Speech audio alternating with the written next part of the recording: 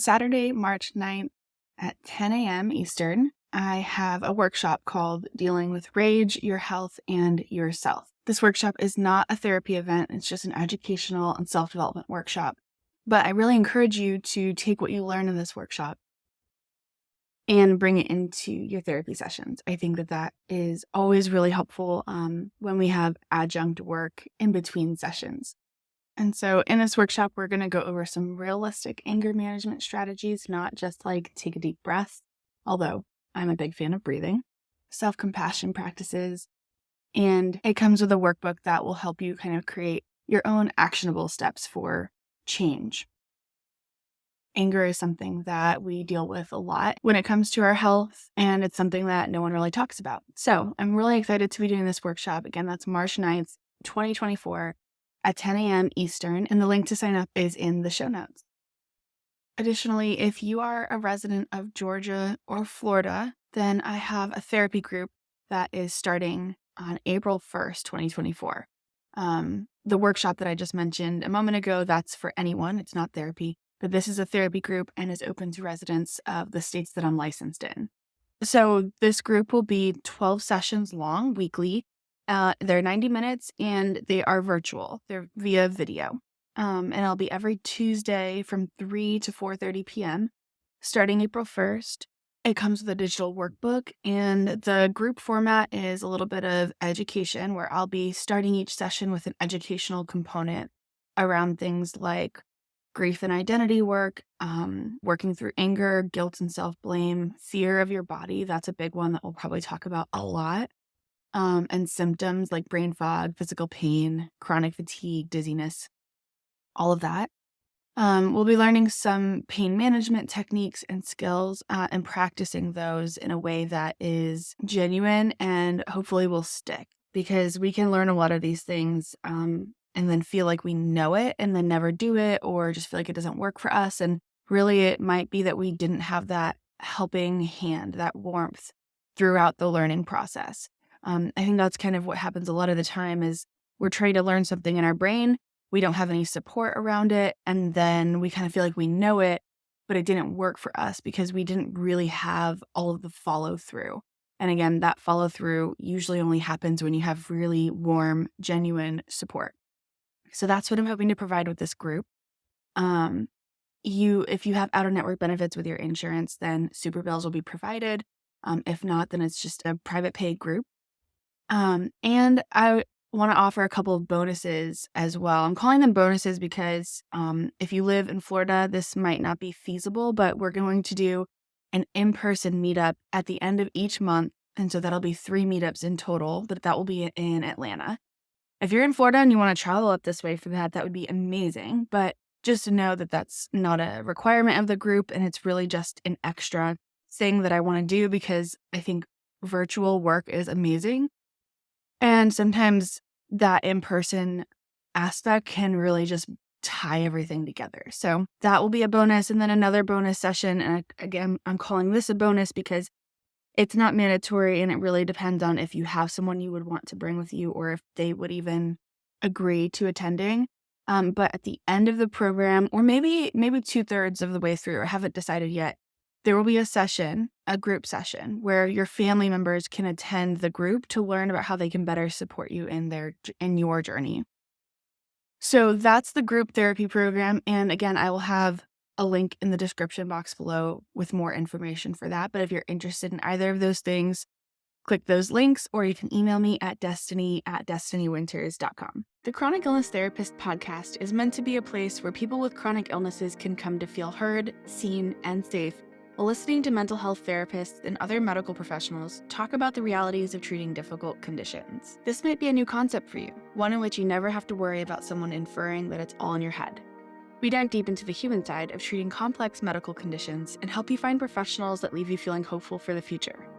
I hope you love what you learned here, and please consider leaving a review or sharing this podcast with someone you love. This podcast is meant for educational purposes only. For specific questions related to your unique circumstances, please contact a licensed medical professional in your state of residence.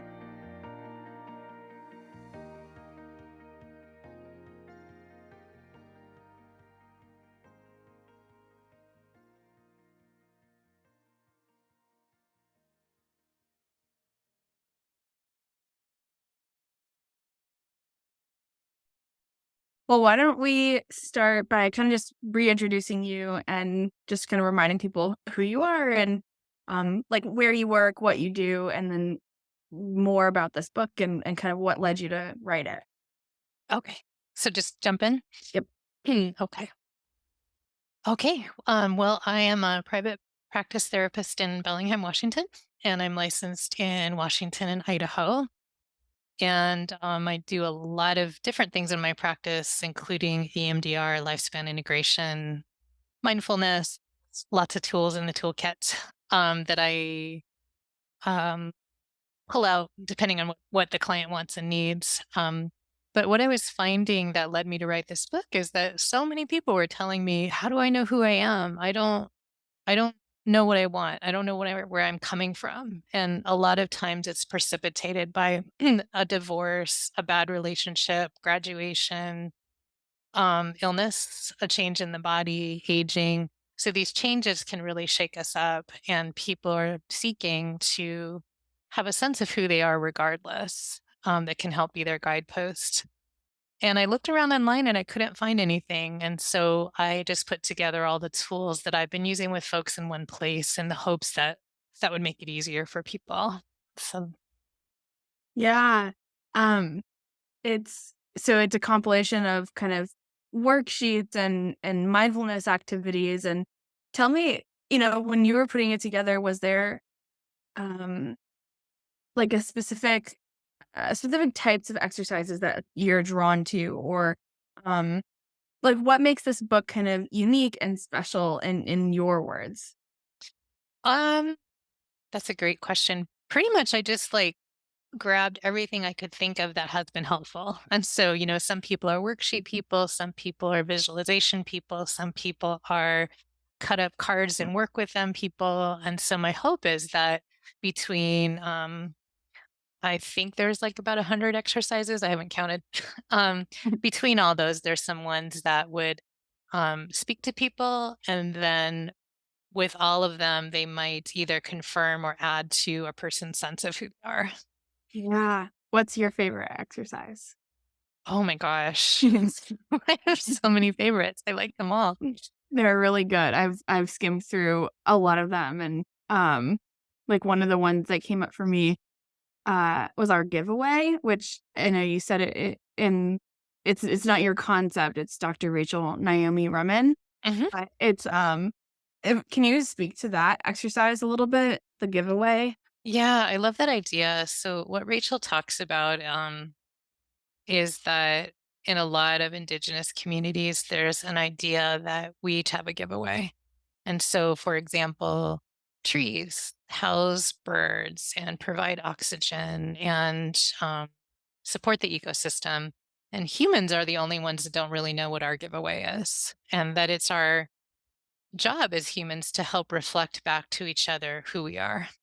And that once we can discover kind of what our giveaway is, then we can move from that space and we can have less burnout. We can choose jobs. We can choose friends and situations if we kind of know what brings us to the world and what lights us up.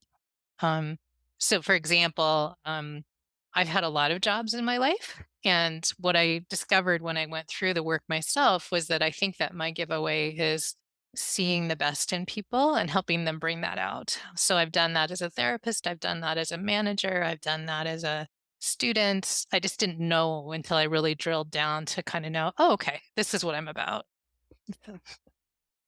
Yeah, I like it. It kind of brought up the concept of we kind of demonize like codependency in this culture, and obviously codependency has, a lot of negativity that comes along with it, but I think it gets twisted into this concept of you're not supposed to like everything is supposed to be, how am I trying to say this? Like almost like we don't wanna give away stuff, parts of ourselves, because then we kind of expect too much from others, or Mhm.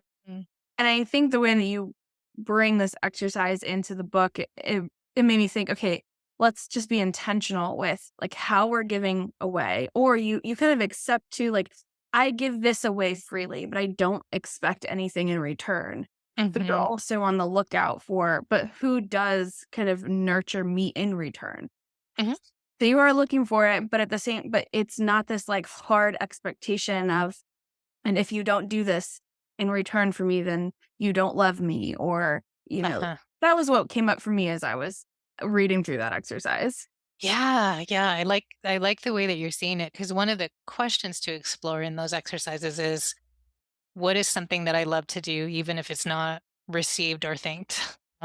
Because the giveaway comes from a place in us that's not about currency. It's a place about joy and spontaneity and feeling like you're in the right place at the right time and flow. And so it's not about exchange. Yeah.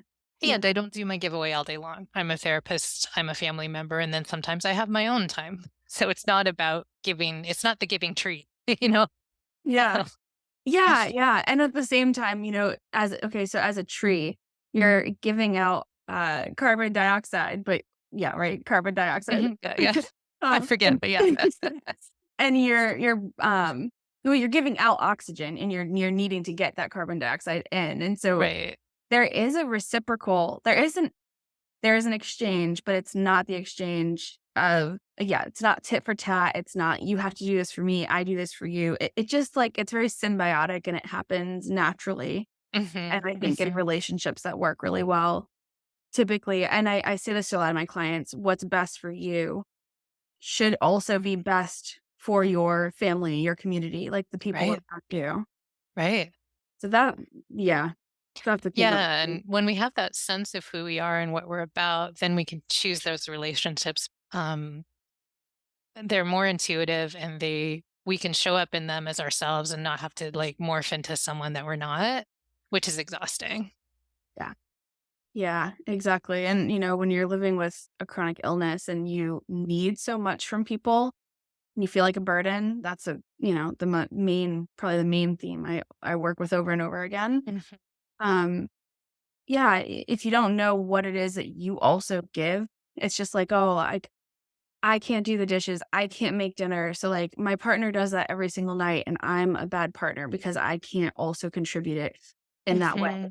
Mhm. Mhm. But what do you contribute? It might Mm. not be physical, doing the dishes. It might not be even money. It might not be some of these monetary kind of things that are easy to see, but what do you give as a human? Mhm. Yeah, and it might be appreciation, it might be humor, it might be and all those things are a part of ourselves whether or not our bodies are cooperating today. Yeah. Yeah. And it's really important with chronic illness to know what you're about so you can allocate your spoons. I'm sure you've talked about spoon theory on this podcast before. There's I only there's really, yeah, I mean, I actually don't use spoon theory, but I just assume most listeners know what it is. yeah. So essentially, how do you allocate the energy that you have? Who do you choose to be around? What you choose to do? That's why I kind of like there's a values exercise in here where there's like hundreds of values and you can cut them up and you can rate them. And then you can sort them by work, leisure, family, spirituality. And you can so then when you get an invitation to a party, and your value is deep connection and this is a cocktail party with people you don't know, maybe that's not a spoon you want to spend. And so it helps you come from a more centered place of making choices. Yeah. Yeah, you're making decisions that are right for you, and again, that typically means it's right for your family too, Mhm. because when we take care of ourselves, even if someone else is upset by that decision, like they really wanted you to go to the cocktail party with them, ultimately you're going to be better off for you and for your family tomorrow morning when you have decided to stay home from something that is not really meaningful to you. Yeah. Yeah. And, make agreements with your family that, yeah, I'll go. That's fabulous. I'll get Right. recharged and tomorrow we'll do something different. Exactly. Okay. Yeah. Well, and Yeah. one of the reasons, if it's okay, I can give you a kind of a story of how I learned this stuff the hard way. Yeah, Um, please. so, years ago, I was director of a nonprofit organization, and in nonprofits, you report to a board of directors. So I had 12 bosses, and they rotated. So they had requests and needs of me, I had staff that had needs and requests. We had 200 volunteers. We had 500 clients. There was the community that would call us and say, hey, you guys need to take care of this problem or that problem, because we were seeing, nonprofits, that's what we do. And then we had funders who we would get grants or donations, and we'd have to prove to them that we were doing what they were hoping we were doing. So I had so many pulls on my time and attention. And I'm a people pleaser. And so it was like kind of a really intense learning experience. Um, and it was starting to affect my body. I was starting to get sick. So there were a couple of things that I did to help. So one was by the phone, I wrote like a sign that had things that said, no, let me think about it. This is not our mission. Like any delay or stop messages, just to help me not be like, you're right, we should do that. Oh, you're right. There's a big need and I have to fill it. Um, and then the staff and I got together and we already had a mission, but we created a vision and a 5-year plan. And that helped so much because I could say, yes, that's an important need. The capacity that we have, we've made these plans and this is the impact we're going to make over the next 5 years. And that changed everything.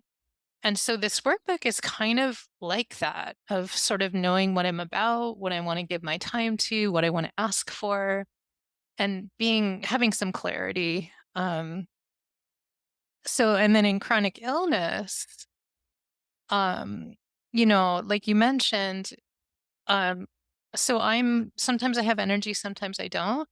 I'm still a therapist. I'm still a writer, even if my body's not cooperating. And beneath that, I'm still creative. I'm still resourceful. I'm still tenacious. I'm still funny. And I can't lose sight of those things on bad days with my body or for clients who are navigating the medical system and give up, right? It's really helpful to recall our dignity, our worth, our deservingness so that we can navigate these barriers and get what we need. So that's my intention with chronic illness and with anybody. So we expend our energy in a way that works. Because if I said yes to all those people at work, the whole agency would have fallen apart. Yeah. Yeah, so it's like, how do you know who to say no to and who to say yes to, guided by your values, guided Mhm. by your life vision? And for people who, are struggling to figure out, "Okay, well, like, what are my values and what are my visions?" You have the value sorting exercise, but you also have this exercise that brings people back into what was happy about childhood, what they Uh-huh. enjoyed during childhood. I love that. Yeah. You wanna talk about Yeah. that? Yeah. Not all kids, depending on the family that you grew up in. But many kids, even if they don't express it, know what they love, express themselves in ways without judgment.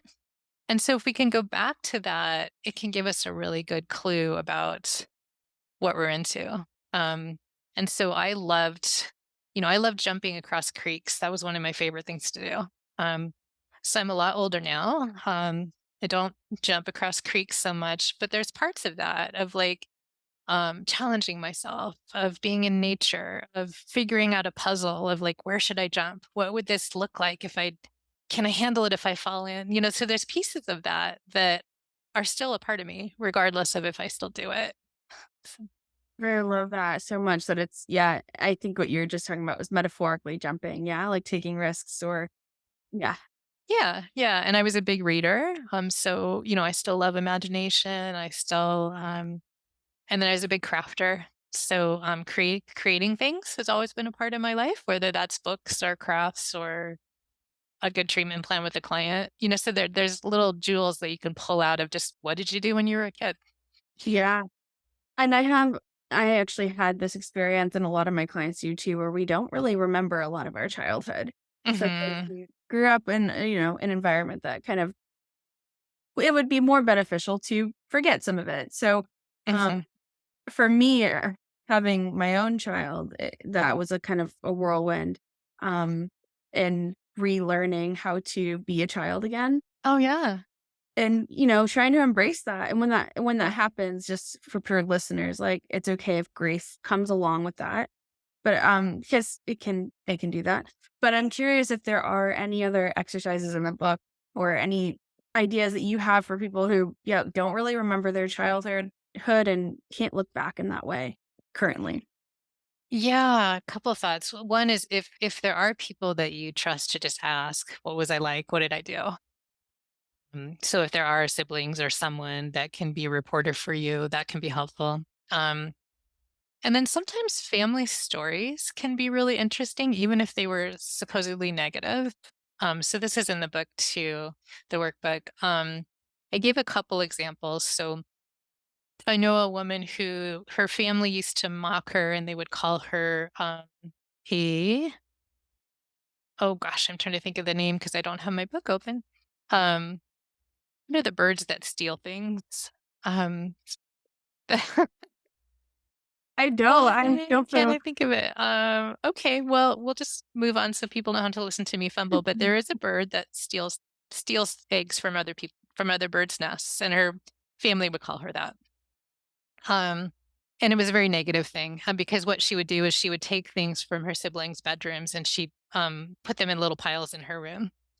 And that was kind of a negative story, and they made fun of her. However, when she became an adult, she became a spiritual director, and she's doing it in parts of the country where there's not a lot of options. There's like just certain kind of churches, but a lot of people who are kind of unchurched need something. And so she pulls from all the faith traditions and helps people create faith for themselves. And so she's always been a collector of shiny things. And while it was a negative story, it told a lot about who she was and what her giveaway is.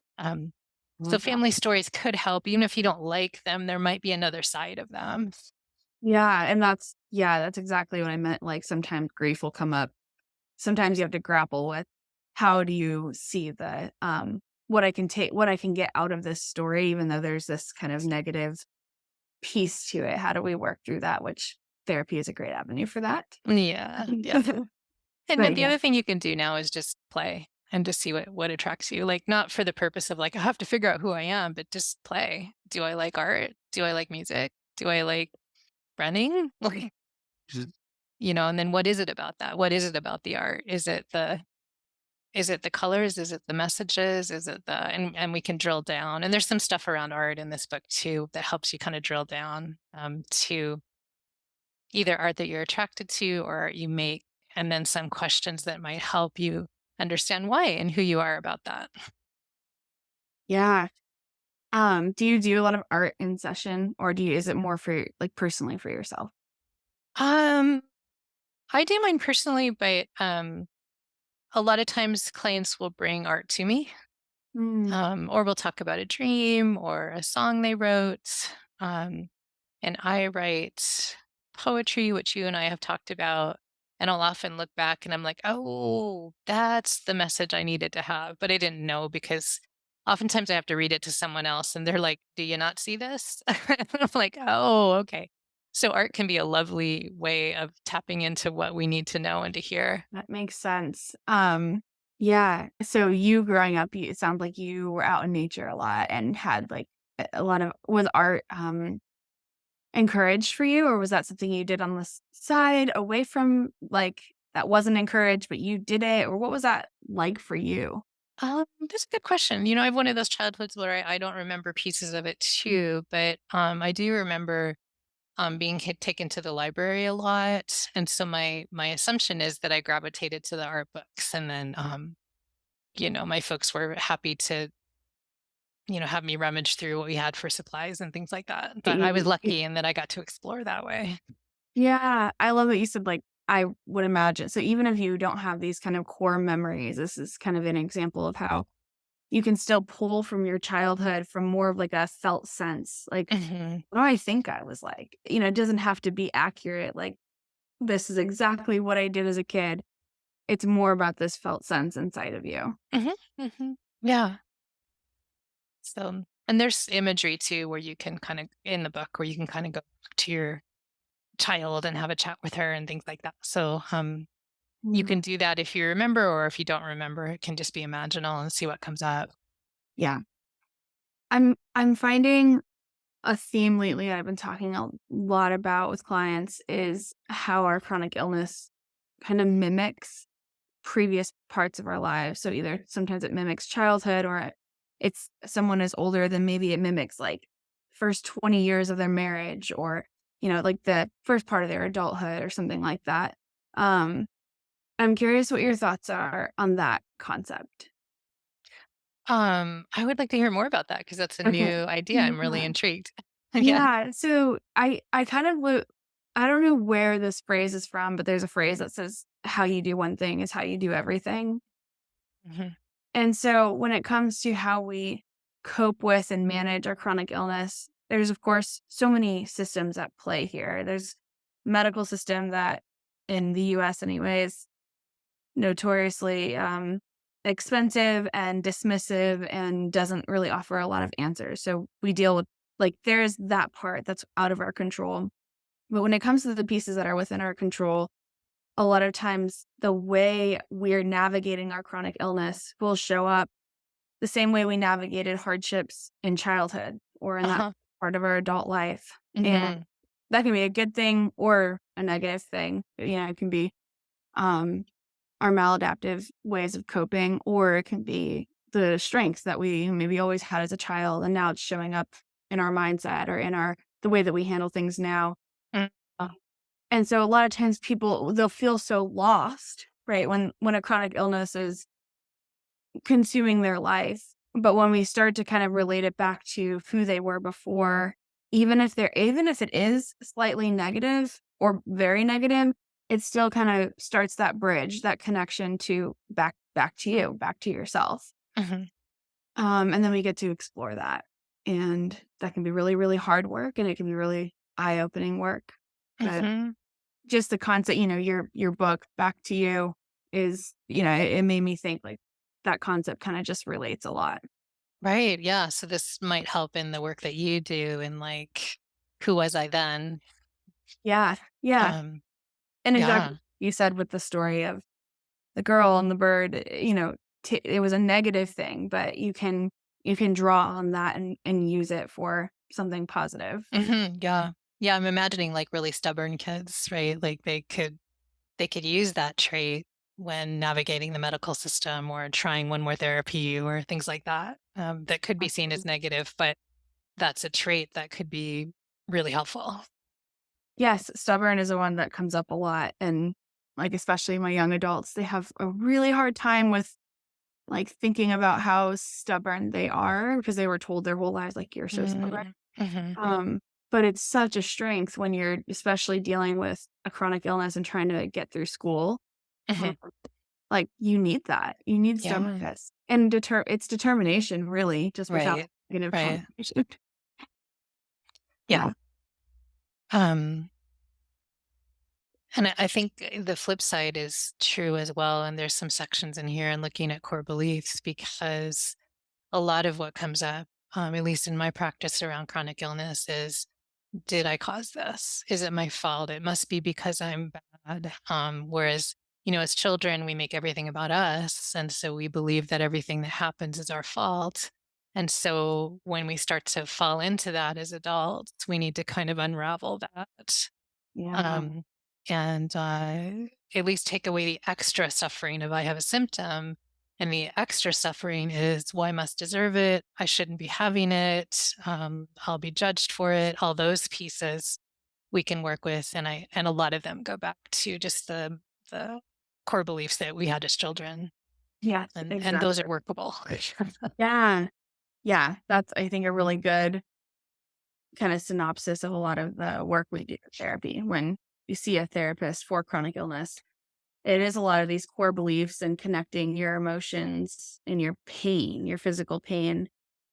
But, I had somebody ask recently, "So does that mean, you're gonna tell me that, my pain is a result of, my trauma or my emotions, caused Mhm. it?" "No, but it is bidirectional at the same time. It Right. play off of each other, and, um, so there's connection there, but it doesn't mean it's your fault, I'm stubborn, and therefore that's why I'm pain, have achy knees, it doesn't work like that. Mhm. Mhm. Yeah, it's Yeah. a journey. Yeah, it is, and there's nothing like pain or illness to, encourage us to have the journey, so that's the flip side is that a lot of these things we'd not be exploring if we weren't having a hard time. Yeah. And so, I wish that people weren't, and it's a lovely opportunity. Yeah, yeah, and I know, like, yeah, that concept can feel really hard to hear when you're in the thick of it, that it can be Mhm. that there's a silver lining, but, um, it's not that yeah, like you said, it's not that we wish anyone has to go through this, but at the same time, here we are. Right. So let's use it to the best of our ability. Yeah. And I think, a lot of my intention for writing this workbook was that so people don't get lost in the symptoms, Mhm. because they can take over and we lose sight of everything else. And so my hope is that people, have some kind of life raft, to hold on to even when the symptoms are big or even when they're feeling very discouraged, to not lose sight of that they are a human with dignity who have gifts, who can make choices, who have some agency. Yeah, I agree with that. Um, Even outside of all of the systemic issues we deal with. Yeah. And then, when we do give, we're doing it from a place of less resentment because we're doing it from the actual gifts that we have to give that gives us energy rather than, like you were saying, that sort of codependent, well, these people helped me move, so I guess I better help them move even though I have a back injury or something. Y- Right. That's just a weird example, but where we can be like, hey, I have a back injury, but I would love to like cook you food on the other side or however it is that Exactly. shines through you.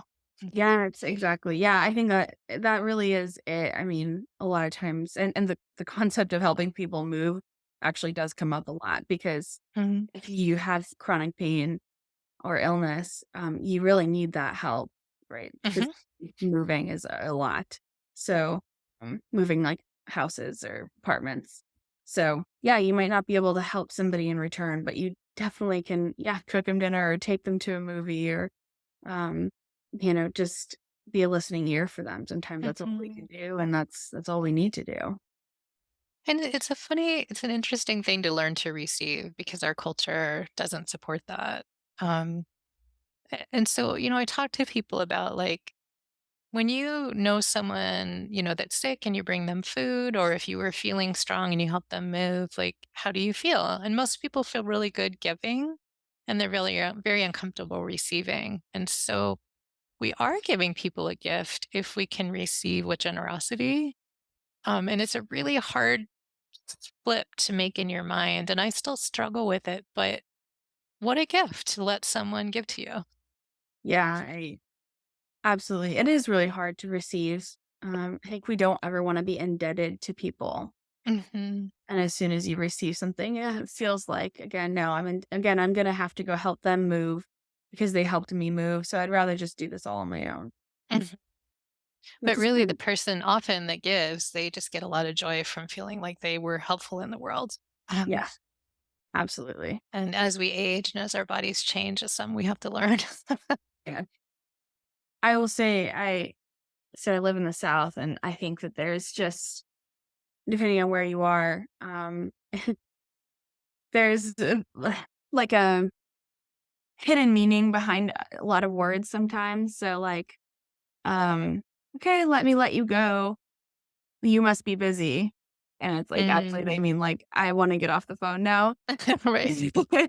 That's that's been a pretty big adjustment. I still really struggle with that because I'm very much like, I think I've learned to be very, very intentional with my words. So if I say, like, if I'm trying to hang up the phone, I'm gonna say like, "Okay, we've got a lot to clean here, so I'm about to let you go so I Mhm, can go do this." mhm, But, I think so I'm trying to remember what just made me jump to that thought train, but, being intentional with your word, I think is really important, and there's, again, there's cultural aspects to this. If you're in a family where everyone understands, "Let me let you go because you're busy," really means I need to go, then it's probably fine if everybody understands that that's the language. But then when you start to bring in different cultures and different areas together, it can cause a lot of complicated room for miscommunication. mhm. Um, yeah, I don't know where I'm going with that. but that's That's okay. fine. Well, I mean, I'm from the West Coast, so if you'd said to me, "Let me let you go," I'd be like, "No, I'm fine. I have time." And then, Right. because we're kinda generous. I don't know what we are over here, but we don't have those words. At least I don't know those words.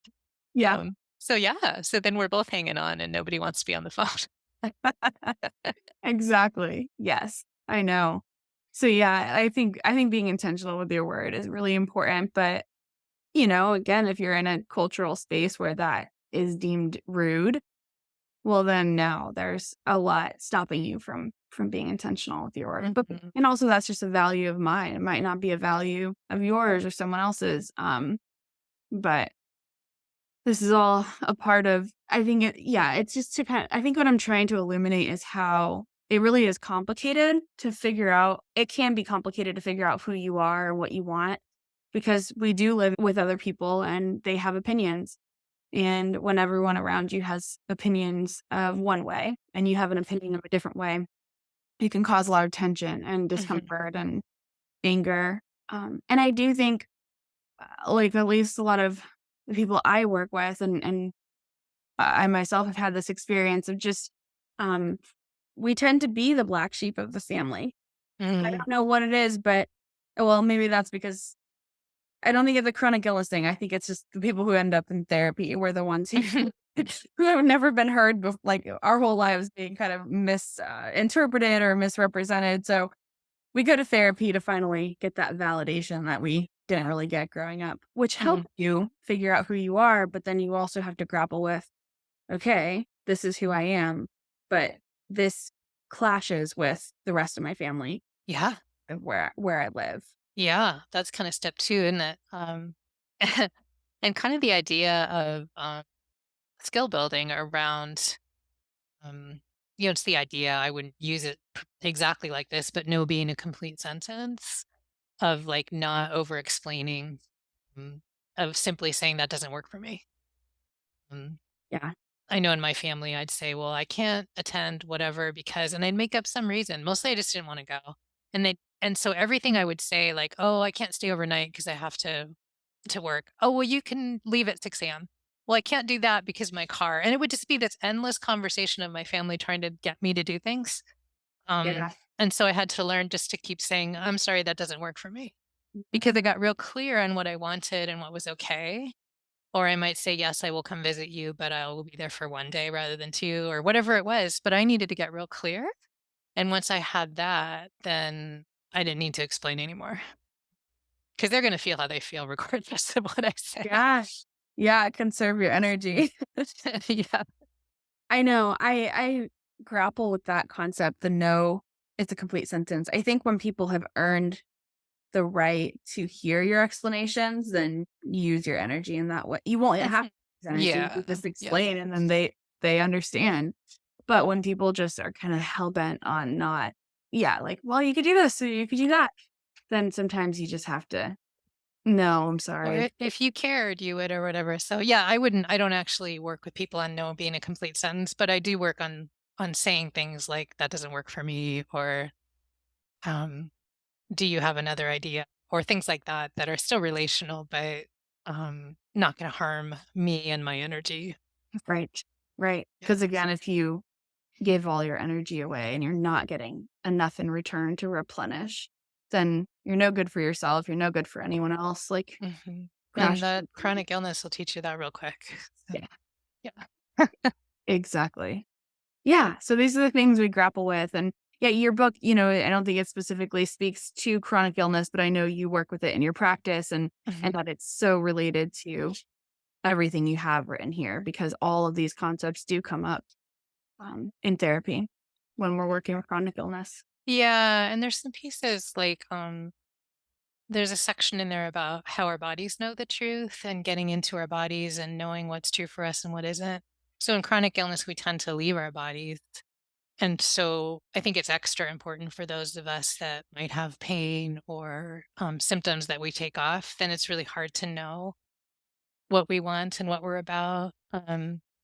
So, yeah, a lot of these things one could adapt. Or there's a section of writing about what would you do if you weren't afraid?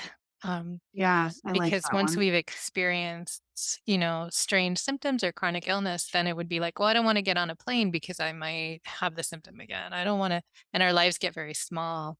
So if we can allow ourselves to think about what would I do if I wasn't afraid, then we can get a kind of a sense of what lights us up, what we're about, um, what, and then, you can back into it. Okay, I'll fly with a friend. Okay, I'll take a day trip. And it's not really about the trips. It's really about what lights me up and what do I want to say yes to? Yeah, That our lives get so much smaller with chronic illness. We have to watch that. You know. right, right. Yeah, when you're doing this exercise, remembering to take the shoulds out of it. Well, I would get on a plane because my family keeps bugging me to come see them. It's like, no, if you don't want to get on a plane, this exercise is about figuring like what would you do if you weren't afraid, and it's what you want to do. Yeah, exactly. Good point. Yeah. Yeah. Yeah. I Yeah. probably should edit that. Um, Yeah. I That's mean, good. and that's the beauty of working with a therapist, I think, with a lot of these workbooks, this like discovery workbooks, because things like that do come up and you just can't capture everything on Mhm. paper. Yeah. Um, that's where some of the art exercises come in too. It's like when you take this off of the just this piece of paper and you bring it three-dimensional real life, your brain conceptualizes the answers a lot better. Yeah. And then some of your belief systems or fears aren't there because you're just creating. Yeah. So you have a better window. Yeah. And then sometimes it takes someone to there are people, I know some like moms and daughters and some friends who both bought the book. And so they can do the exercises together and help give each other feedback. So people not in therapy might just use their community um, Yeah. to see what someone else sees and what they've done. Cause so then we're not in our own heads as much. I love that. Yes, absolutely. Community is, at least in my life, it's very important. Yeah. Okay. And people don't necessarily even have to buy a book. I mean, we're talking about different exercises. They could just try those with their friends. Yeah. Totally. Yeah, I think that's the whole point, right? Is like figuring out how to try things again without fear, or with fear, but doing it anyway and seeing what Mhm. positive benefit you can gain from that. Mhm. Because our um, if you think of like a camera lens, right, is with illness and fear, the lens gets smaller and smaller and smaller. And so taking those little risks to make it a little bit bigger to be, oh, I can do that. Oh, I can do that if I adapt it. Oh, I did do that, but I didn't like that. Of really trying to reclaim as much of our lives as we can mm, when we're dealing with bodies that have their own minds. Yeah, absolutely. What else feels relevant about just the book and the work you've been doing, and especially as it relates to kind of finding your way back to yourself and when you're living in a chronically ill body? Uh, I think the word that kept coming up to me when I was thinking about this podcast is dignity. Of just really being able to just sit, with I imagine it of like just sitting with a dignified posture and taking your time of like, I have a right to have care. I have a right to have love. I have a right to medical stuff. And sometimes the systems will, and our culture, will kind of strip that away. So I think the taller we can sit with knowing who we are, and even if I'm not using my gifts today, I have gifts. I think that makes a difference. Yeah, and that's, I mean, it's hard to get yourself there sometimes, which, and I'm kind of skimming through the workbook now, and you talked a little bit about the core beliefs before, but if you're really struggling to figure out, yeah, what it is you have to give or what it is like is meaningful to you, that's really why this workbook exists. Mhm, You know, mhm, yeah, I love that you mentioned like mom and daughter buying it together or friends buying it together. It doesn't have to be within therapy, and just being really honest with yourself and asking people to be honest with you and mhm, being honest with other people will help you gain clarity so that you can mhm. figure some of this stuff out. Well, and a lot of it, like you were mentioning the core beliefs, a lot of things that come with chronic illness is, right? Like, I'm invisible, I'm not deserving, I am unlucky. People a lot of people will say God is ignoring me. I mean, how painful if you're a spiritual religious person to feel ignored. And all this stuff can pile on and make you feel so isolated and alone. So parsing those out, and I'm sure those were, like you said, how you did childhood probably, or that, in your family of origin, that being weak wasn't okay. Um, I mean, my goodness, people with chronic illness are the strongest people. It's just that our culture doesn't recognize it. And so getting some clarity on ways that we are creating more suffering can help us lighten up a bit. Yeah. Yeah, our society, it's really not strength that it says it prioritizes strength, but it's really productivity. And so Mhm. if Mhm. it's not leading to productivity, then you're called weak. But if strength is actually about how much you can hold at one time, I mean, Mhm. living with a chronic illness, you're holding a lot. Yeah. Yeah. And you have, I mean, people who've suffered have a capacity for holding a lot for other people. They have a capacity to hold opposite ideas. They have, this depth that is earned. Um, and so do our elders. And we don't pay attention to that either. So Yeah, very true. Do you have anything in the book about you do have something about like consulting your wise person, or I'm trying to remember exactly if you yeah, there's describe a few someone. different like meditations. So there is a meditation for, yeah, consulting a wise person to kind of help find your giveaway. Um, there's a lovely meditation about visiting with your future self and having that and visit and visualizing the life you would like to have and having that future self come back and give you advice. Because, as we look backwards, right, all the things that we worried about for the most part are fine. Right. So go ahead and visit your wise elder in your future who's like, honey, it's okay. You'll get through this. It's temporary. Um, and Absolutely. then one of my favorites is I actually created this with a client on the fly, but is creating your support team. So we were talking about like in the movies where the team is going to go into battle, right? And they're doing that slow walk into battle, or they're doing the slow walk away from the explosion because they've just won. And so we did a visualization of who her support team would be. And I won't go into the specifics for her, but it was fabulous who she came up with.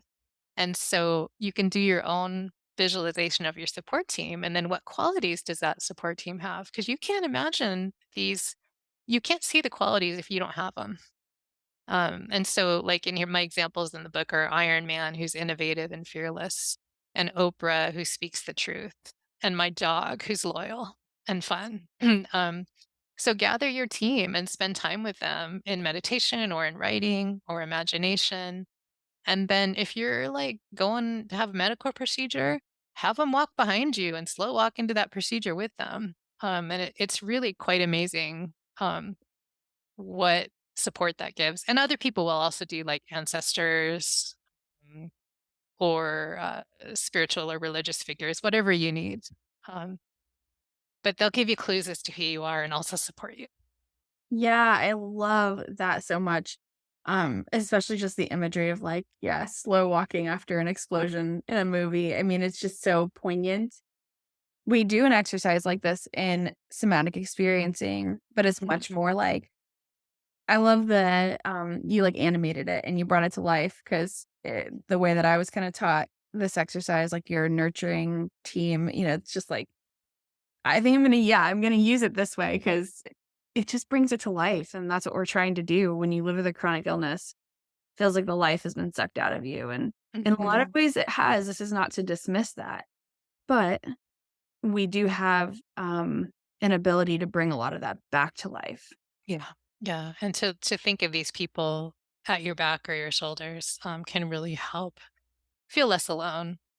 And we can also sort of breathe in and really feel into the qualities that they have. There's an EMDR technique where you kind of merge with your resources, um, and have them become a part of you.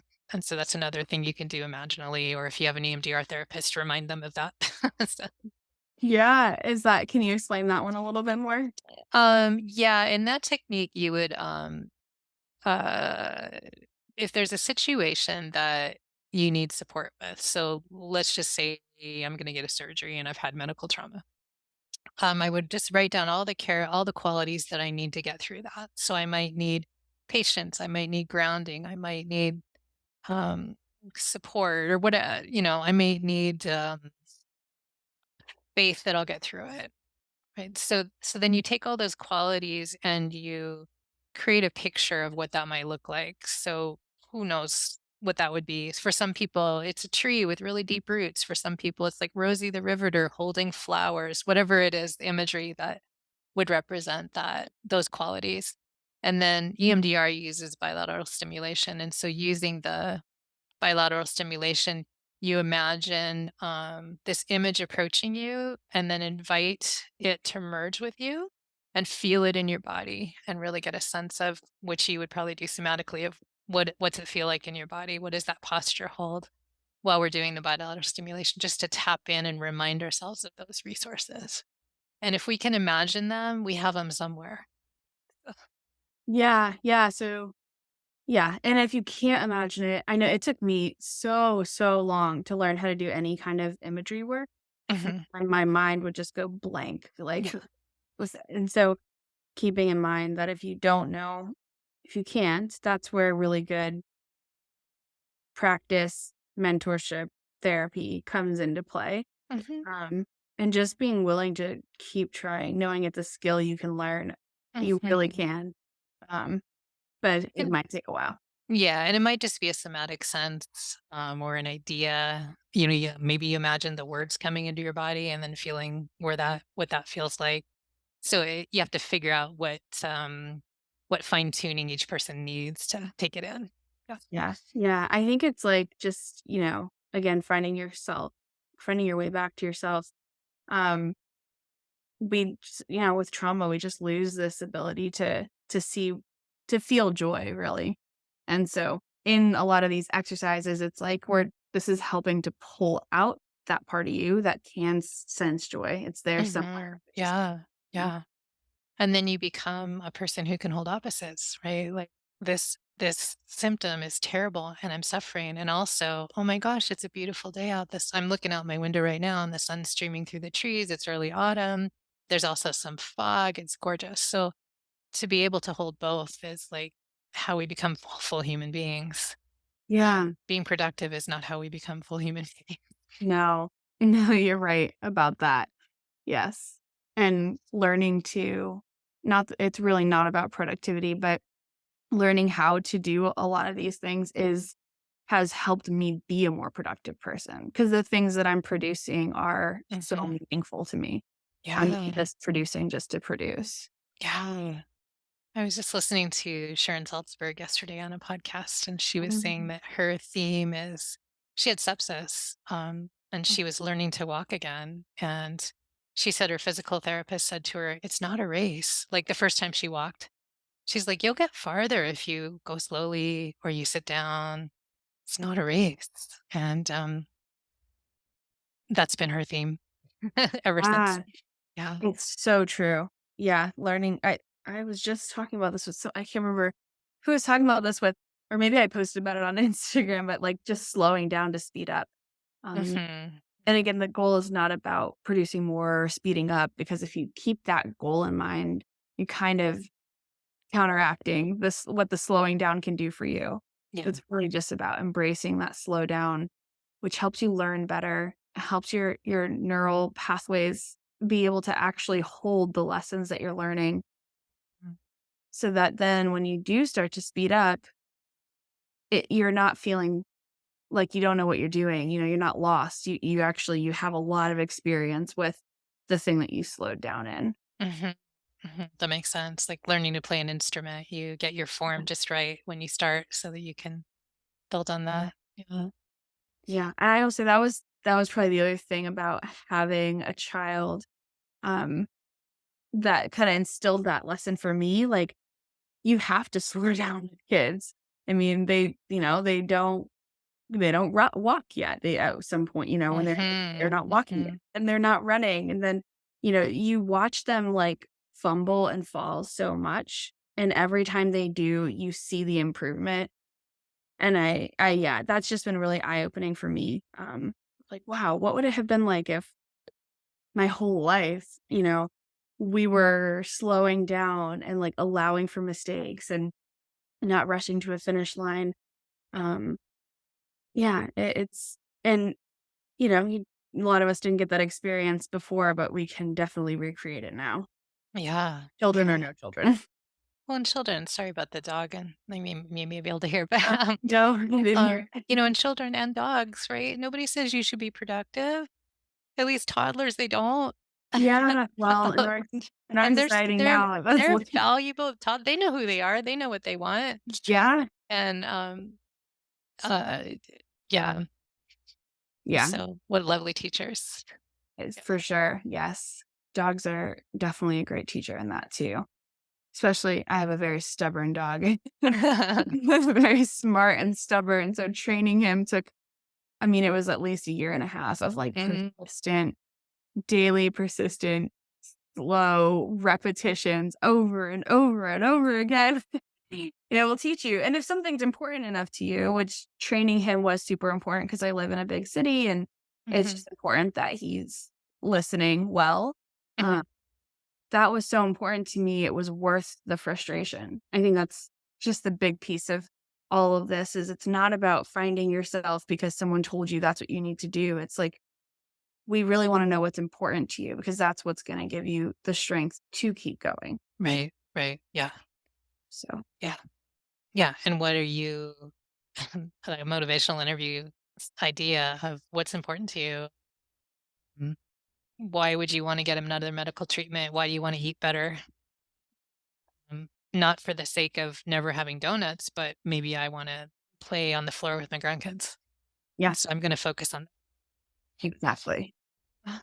Yeah, exactly. Well, is there anything else that comes to mind that you feel is important to share about this book or about your work? I don't think so. It's available if people want to get it. If not, I hope these ideas help people.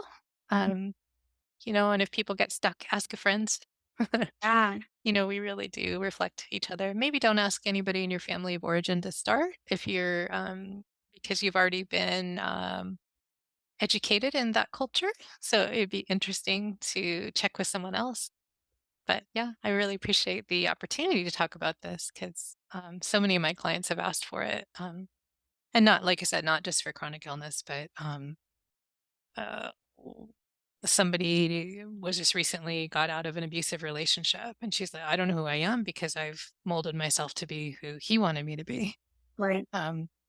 Kids that graduate, people who are retiring. There's all kinds of time in life where we get confused. And so my hope is this can be a guidepost for people through any of those times. Yes, I agree. I think it's great for that. So, thank you so much for sharing everything you did today, and I will post the link to your Amazon. Is that the place to buy it? Is Yeah, Amazon, and I'll send you if people prefer independent bookstores, I will email you the link there, and you can put both if you want. I will do that. Yeah. Absolutely. Thank you so much, Maureen. Thank you. So you're gonna let me go now because I want to go. Yeah, exactly. I'm going to let you go now. I'm sure you're very busy. I'm so busy. Thank you, Destiny. It's great You're to see welcome. you. Okay. Thanks for listening. If you learned something new today, consider writing it down in your phone notes or journal and make that new neural pathway light up. Better yet, I'd love to hear from you. Send me a DM on Instagram, email me, or leave a voice memo for us to play on the next show. The way you summarize your takeaways can be the perfect little soundbite that someone else might need. And lastly, leaving a review really helps others find this podcast, so please do if you found this episode helpful. And P.S., clicking subscribe ensures you'll be here for the next episode. See you then!